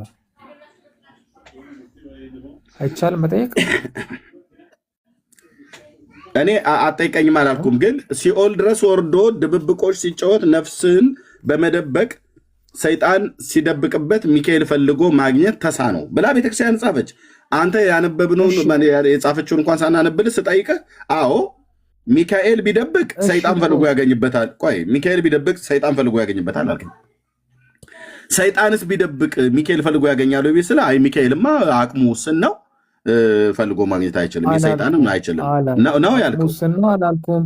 ሚካኤል ታዲያ ፈልጎ ሰይጣን የደበቀበትን ሚካኤል ፈልጎ ማግኘት ያልተቻለው ለምንድን ነው? ግን እያነፈነፈ ሊያገኝ ይችላል ነው። ሚካኤል ለምንድን ነው አነፍንፎ ማግኘት የማይችለው?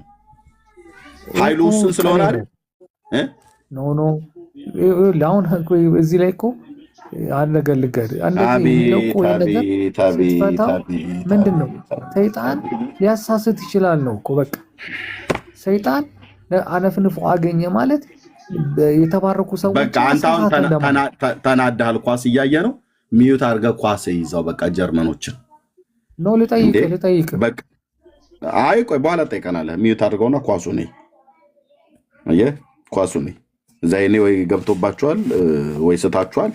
ልክ እዚህ እኛ ጋር መተህ ሚካኤል ፈልጎ ማግኘት አይችልም። ሰይጣን ግን ጥበበኛ ነው፣ ፈልጎ ማግኘት ይችላል ብለህ ትላለህ። ኦኬ፣ ከዚህ ያለፈ ነገር የለም። ሜላ በግዱ ኦርቶዶክሳዊ ወንድም ነው።